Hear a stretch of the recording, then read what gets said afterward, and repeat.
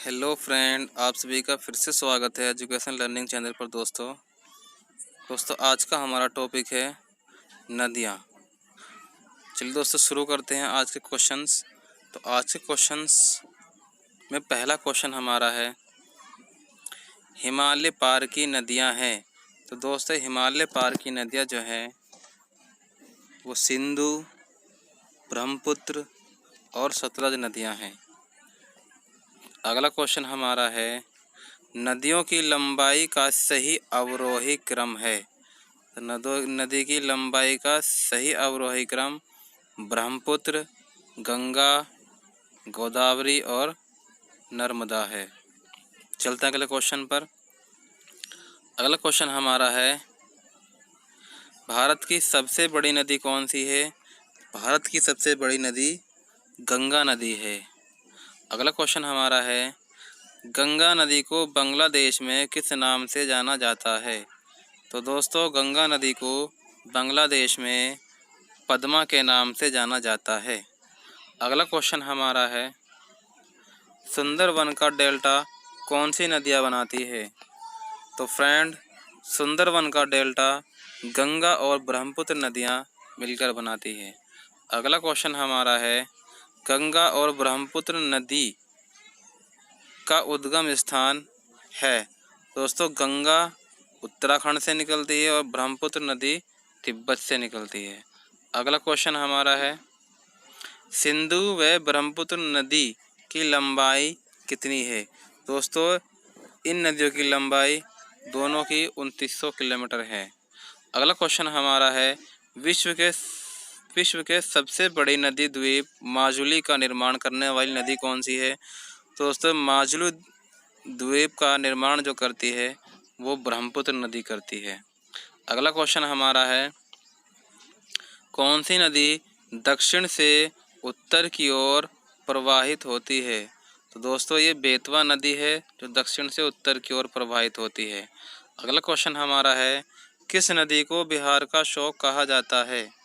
तो फ्रेंड कोसी नदी को बिहार का शोक कहा जाता है। अगला क्वेश्चन हमारा है, नदियों में से कौन सी विनाशक नदी है। तो उस नदियों में से विनाशक नदी के नाम से कोसी नदी को जाना जाता है। अगला क्वेश्चन हमारा है, कौन सी नदी बंगाल का शोक कहलाती है। दोस्तों दामोदर नदी को बंगाल का शोक कहा जाता है। तो अगला क्वेश्चन हमारा है, वे दो नदी कौन सी है जो अमरकंटक से निकलती है परंतु अलग अलग दिशाओं में बहती है। तो दोस्तों ये नदियाँ नर्मदा और सोन नदी है। अगला क्वेश्चन हमारा है, तवा नदी किसकी सहायक नदी है। तो दोस्तों तवा नदी नर्मदा की सहायक नदी है। अगला क्वेश्चन हमारा है, कौन सी नदी प्रारंभ में अरुण नदी के नाम से जानी जाती थी। दोस्तों प्रारंभ में अरुण नदी के नाम से जानी जाती थी। तो फ्रेंड कोसी नदी को अरुण नदी के नाम से जाना जाता था। अगला क्वेश्चन हमारा है, किस नदी को बिहार का शोक कहा जाता है। दोस्तों बिहार का शोक ब्राह्मणी नदी को कहा जाता है। अगला क्वेश्चन हमारा है, इंदौर के समीप स्थित जाना पाव पहाड़ी स्रोत है। दोस्तों ये चंबल नदी का स्रोत है।